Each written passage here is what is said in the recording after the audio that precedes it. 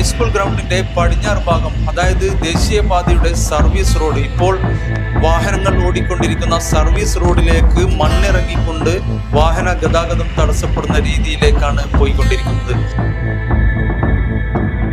ഇവിടെ മതിൽ നിർമ്മിക്കാത്തതാണ് ഇതിന് പ്രധാന കാരണം.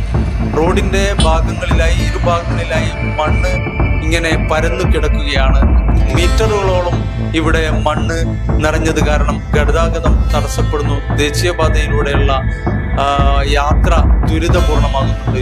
ഇരുചക്ര വാഹനങ്ങളടക്കമുള്ള വാഹനങ്ങളാണ് പലപ്പോഴും ഇവിടെ അപകടത്തിൽപ്പെടുകയും ഗതാഗത തടസ്സമുണ്ടാകുകയും ചെയ്യുന്നത്. ഇവിടെ പയ്യോളി ഹൈസ്കൂൾ ഗ്രൗണ്ടിന്റെ ഭാഗം മതിൽ നിർമ്മിച്ചിട്ടുണ്ടെങ്കിലും ഗ്രൗണ്ടിന്റെ ഭാഗത്തേക്ക് ഇതുവരെയും മതിൽ പുനർനിർമ്മിച്ചിട്ടില്ല. മണ്ണിടിഞ്ഞുകൊണ്ട് പയ്യോളി ഹൈസ്കൂൾ ഗ്രൗണ്ട് നഷ്ടപ്പെടാതിരിക്കാനും അപകടങ്ങൾ ഒഴിവാക്കാനും അധികാരികൾ കണ്ണു തുറന്നേ മതിയാകും.